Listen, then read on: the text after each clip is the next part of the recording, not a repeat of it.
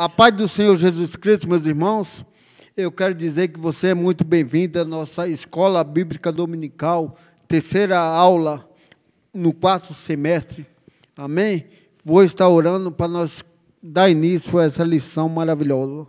Senhor, nosso Deus, nosso Pai, queremos te louvar e te agradecer, meu Pai.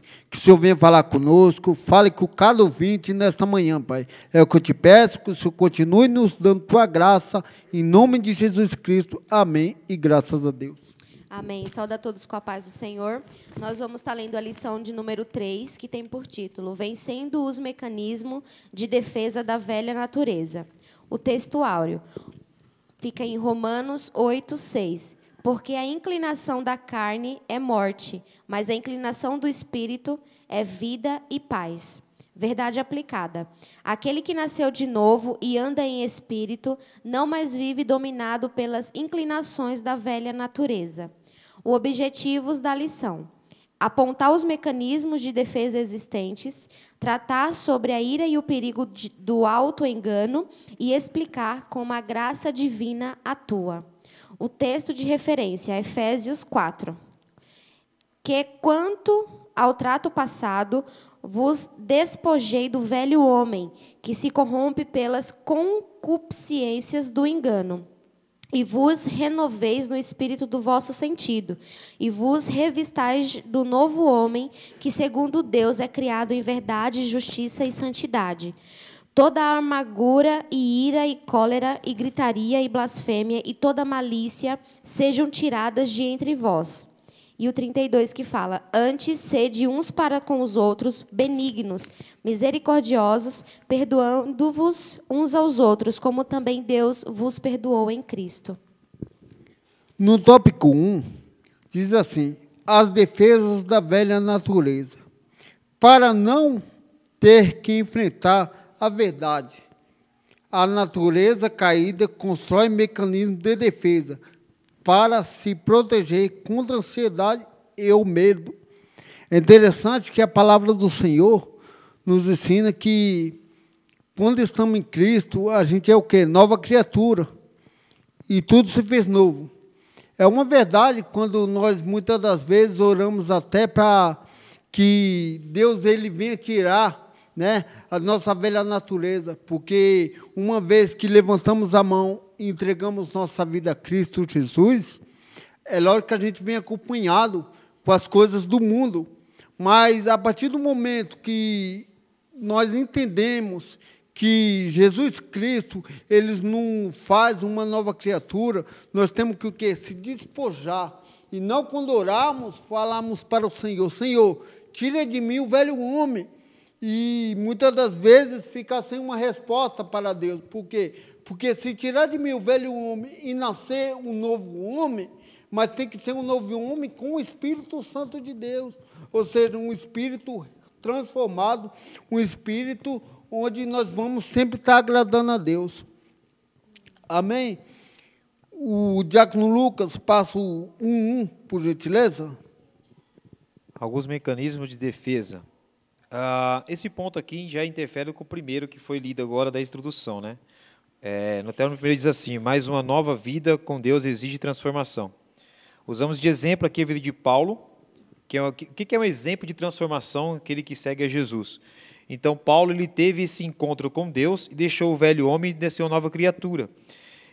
Pedro também teve encontro com Deus, todos os discípulos, né, trocaram ali, mataram o velho homem e se tornou uma nova criatura. Então, assim, os mecanismos de defesa que o autor escreve aqui é referente a nós querer justificar, querer fazer coisas para que venha esconder, né, ou despertar o velho homem das nossas vidas antigamente.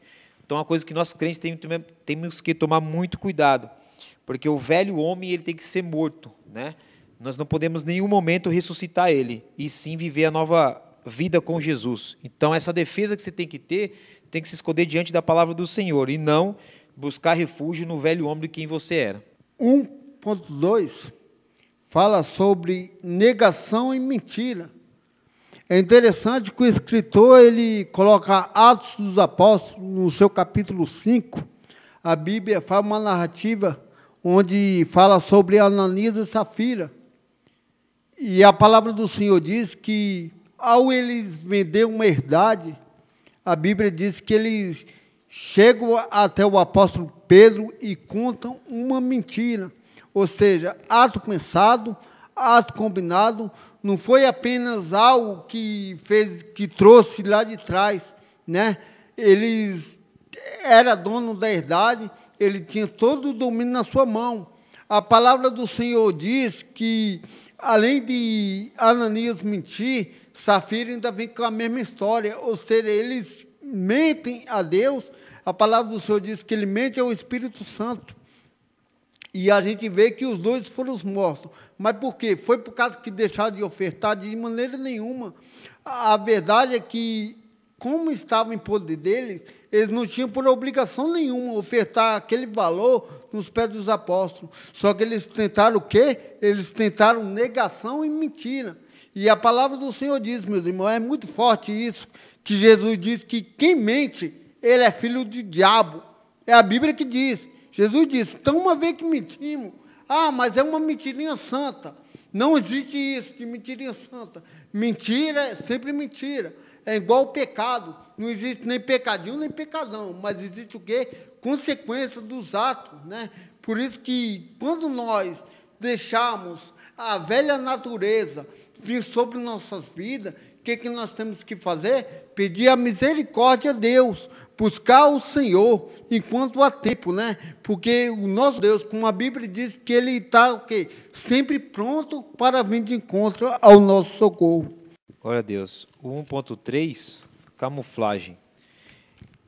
Essa técnica desenvolvida por diversos animais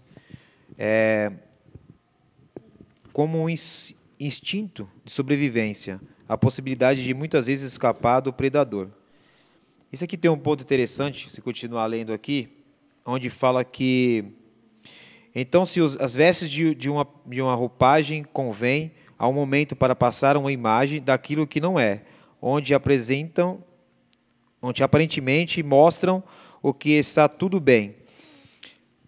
Essa parte de camuflagem, há muitos, né, infelizmente, dentro da igreja, porque, claro que vocês não têm que nós não temos que ficar falando o que nós estamos passando, né? Nós temos que falar isso para Deus e não para o nosso próximo. Nós temos aí nossos pastores que nos ajudam, né, de algum problema que nós estamos passando, mas tem muitas pessoas que têm um sorriso no rosto, têm suas vestes diante da doutrina, né, da nossa igreja, porém, internamente não tem esse sorriso, internamente está passando um momento tão difícil, e às vezes colocam ali uma imagem para demonstrar que está tudo bem, e na necessidade está precisando de ajuda. Isso tem duas coisas aí que a gente pode levar, né? Aquelas coisas que a gente tem que falar e tem aquelas coisas que só você e Deus tem que resolver, né? Então a gente tem que tomar muito cuidado. Tem pessoas que guardam isso, então quanto mais você guardar rancor, guardar problemas dentro de você e não distribuir com a pessoa de confiança, você acaba se prejudicando mais e isso vem pesar muito mais na sua vida. Então não se camufle, como diz aqui, né? Camuflagem diante o perigo, né? O animal ele tem essa como é que eu faço a palavra? Esse dom, né, de camuflagem, alguns répteis aí, porque ele vê o predador, tem medo, e para não temer ali aquele predador, ele acaba se camuflando. A nossa parte da parte evangélica a camuflagem que nós temos que ter é não demonstrar todos os nossos problemas para pessoas que não vai agregar nada em nós, e sim demonstrar isso para o Senhor, porque Ele é o único que vai resolver nossas vidas e nos dar uma resposta que é a palavra dEle, que tem toda a solução para nós. Então, se atentar a essa parte de camuflagem, não guarde as coisas para vocês, se desabafa isso com o Senhor Jesus, e principalmente a pessoa que é o anjo da igreja, que é os nossos pastores, ele tem uma palavra de Deus para que você venha se ajudar e venha te dar direção na tua vida. Amém? O 2, a ira. A ira é um problema universal, dominante em todas as culturas, experimentado por todas as gerações. Ninguém está isolado de sua presença ou imune ao seu veneno. Ela permeia cada pessoa e a arruína nos relacionamentos mais íntimos. A ira é um fio sempre presente no tecido da nossa humanidade caída. Tristemente, isso é verdade, mesmo em nossas igrejas e lares cristãos. 2.1. A ira da velha natureza precisa ser contida. Os cristãos não estão isentos da ira. Suas palavras e gestos a revelam. Ele luta com os remanescentes interior da ira, buscando cumprir a ordem apresentada. Amém. Meus irmãos, é interessante que a Bíblia, ela não proíbe ninguém de se irar. Porque a palavra do Senhor diz que ireis, mas não pequeis. O que a palavra quer dizer com isso? Que a gente podemos até se irar, mas não devemos deixar a nossa ira se pôr sobre o sol. Você vê que o que foi lido, né, sobre gestos, sobre palavras, situações que a gente enfrentamos no dia a dia, e é verdade. Seja no serviço, na escola, dentro do nosso lar, seja no ônibus, seja o vizinho. Às vezes são palavras que a gente acaba se irando, de verdade. Mas a gente existe um Deus que é perdoador. Ele sempre nos perdoa. Mas quando nós se irarmos com alguém, em nome de Jesus Cristo, a gente não podemos deixar o sol se pôr sobre a ira. O que quer dizer isso? É eu ir dormir irado com alguém, com a minha esposa, com meu filho, e não pedir perdão. Por quê? Porque se naquele momento Jesus volta, né, por causa de um momento, eu aprendi tanto na palavra do Senhor, a vida toda me dediquei, mas pelo momento, Jesus vem e eu corro o risco de ficar. É isso que a Bíblia quer dizer, né? Que ninguém está isento de se irar, mas temos que o quê? Sempre estar pedindo a misericórdia de Deus. Amém? O perigo do auto-engano. Embora nossa tendência seja presumir o melhor a nosso próprio respeito, a Bíblia com frequência nos adverte contra o perigo do auto-engano. Enganoso é o coração, mais do que todas as coisas, e perverso, quem o conhecerá? No outro lado, no último parágrafo, diz assim: o profeta Jonas ofereceu um clássico de auto-engano. O texto de Jonas, capítulo 4, registra que ele ficou profundamente descontente e se enfureceu-se sem nenhuma justificativa. Por isso, Jonas não tinha argumento que justificasse sua ira. 2.3, considerando uma causa da ira. É interessante que no final desse tópico, o apóstolo Tiago, ele relata com tristeza que tudo isso ocorre dentro do corpo de Cristo, a igreja do Senhor. Ou seja, é interessante que Tiago, ele não está se referindo a pessoas do mundo, a pessoas que não servem a Deus. Ele está se referindo a pessoas que muitas das vezes têm ensinamento, têm entendimento. Mas por quê? Porque se a gente não tomar cuidado, isso acontece com todos nós, momento de ira. Se eu perguntar para qualquer pessoa, quem nunca se irou na vida, né? Quem nunca? E alguma questão, até Jesus Cristo, irmão, você vai falar que Jesus se irou, ele chega no templo e a palavra do Senhor diz que ele pega o chicote e expulsa os cambistas, expulsa quem estava fazendo comércio da casa dele, e disse: a casa do meu pai será chamada casa de oração. Agora me faz uma pergunta: será que Jesus Cristo, ele bateu devagarzinho, passando a mão na cabecinha? Não, não pode fazer isso. A palavra do Senhor diz que Jesus Cristo expulsou todos debaixo do chicote, né? Mas eu não vejo assim como uma ira de uma velha natureza, porque Jesus Cristo, ele sendo Deus, sendo 100% homem, tendo a natureza humana, e a natureza divina, a palavra do Senhor diz que em tudo ele foi tentado, mas em nenhum momento ele pecou. Em nenhum momento ele abriu a sua boca para maldizer. Tudo que ele fazia era de acordo com o Pai que está no céu. Amém? Há muitos que se enganam sobre isso, né, Neto? Que acham que o cristão tem que ser só mansidão, né? Mas quando você entra na casa do Senhor para fazer baderna, Deus nos dá autoridade. Ele mostrou isso. Isso aí foi um ensinamento para nós.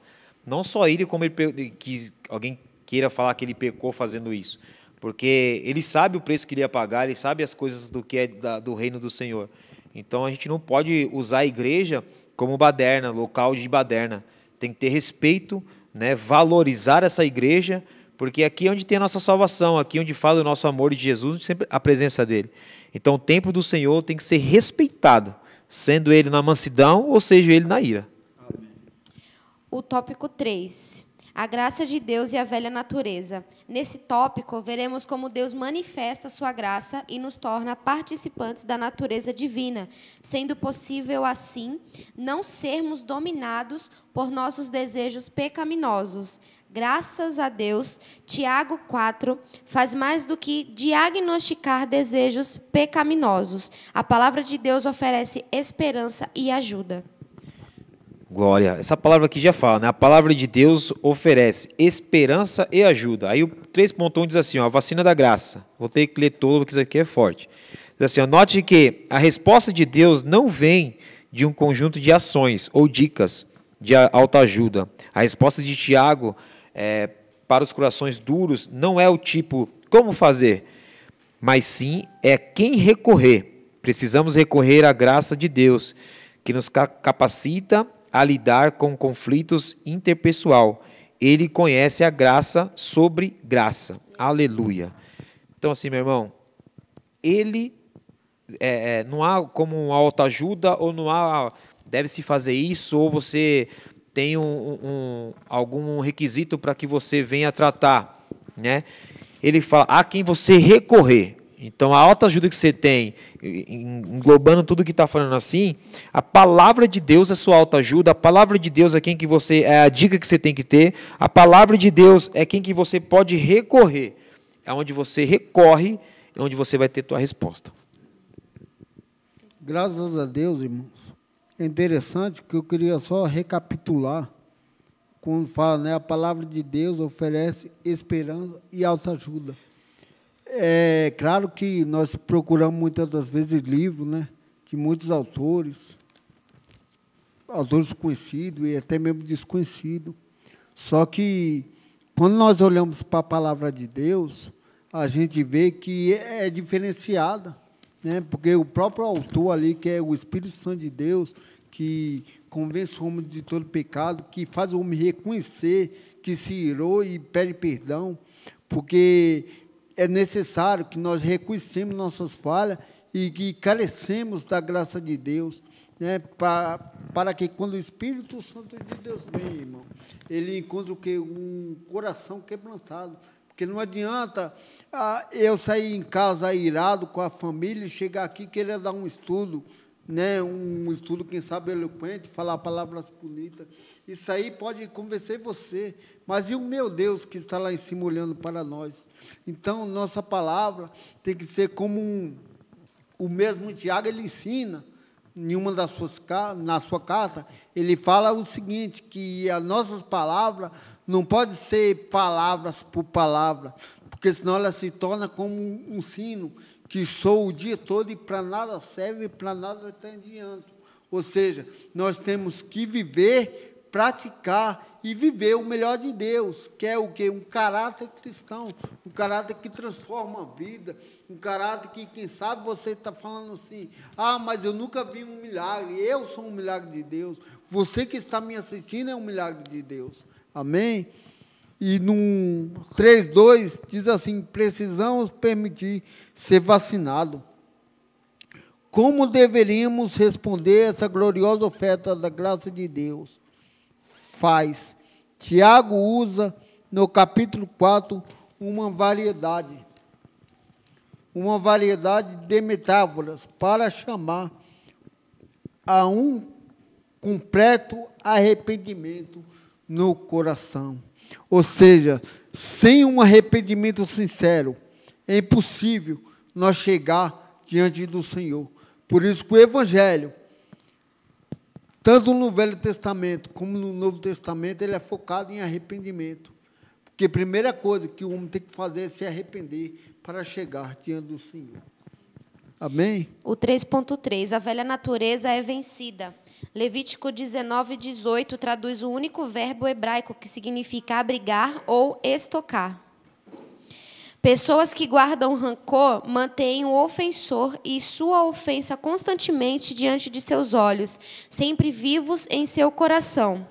É precisamente o contrário da maneira com que Deus trata a nós, o seu povo. O mesmo verbo descreve: não repreenderá perpetuamente, nem para sempre conservará a sua ira. Por isso, é necessária a prática do amor, perdão e reconhecimento de que necessitamos da graça de Deus para vencer todos os efeitos da velha natureza. Glória a Deus. Isso já está descrito, né, Neto? Essa parte diz assim: eu aprendi que Deus manifestou a sua graça e nos tornou participantes da natureza divina, sendo possível assim não sermos dominados por nossos desejos pecaminosos. O 3.2 aqui está falando no título, né, que precisamos permitir ser vacinados. Na realidade, eu trocaria esse vacinados por ser cheios, porque o homem de Deus, sendo cheio da presença do Senhor, ele não vai se permitir ser vencido, e ser sempre vencer. Então, a velha natureza é vencida, derrotar o velho homem e encher cada dia mais o novo homem na presença de Deus. Então, assim, os pontos que a esposa acabou de ler agora foi referente, aqui está falando, né, o livro de Levítico traduz o único verbo hebraico que significa abrigar ou estocar. O que nós estamos abrigando nos nossos corações e o que nós estamos estocando nos nossos corações e praticando, né? Não adianta você só ter o conhecimento se você não praticar ele. Então, assim, verdadeiramente é ser cheio da presença do Senhor, se cada dia mais se santificar na presença do Senhor, porque cada dia mais você vai conseguir estar cada dia mais vencendo na presença do Espírito Santo. Amém? Neto, pode concluir? Diácono Lucas falou algo interessante. Queria deixar só algo interessante, meus irmãos, que uma pessoa que guarda rancor, raiva de alguém, enquanto ela não liberar o perdão, não conseguir se libertar disso, vai ser semelhantemente a mesma coisa dela. Para onde ela for, ela vai carregar um saco de cimento de 50 quilos. Por quê? Porque aonde ela andar, aquele rancor, aquela raiva vai estar com ela. Então, para que o Espírito Santo de Deus venha trabalhar em nossas vidas, nós temos que querer ser libertos. Ou seja, ter uma autoconfiança em Deus. Amém? Que Deus abençoe. Eu vou pedir para a cooperadora Maísa ler a conclusão e o diácono Lucas está orando pelo final. Amém.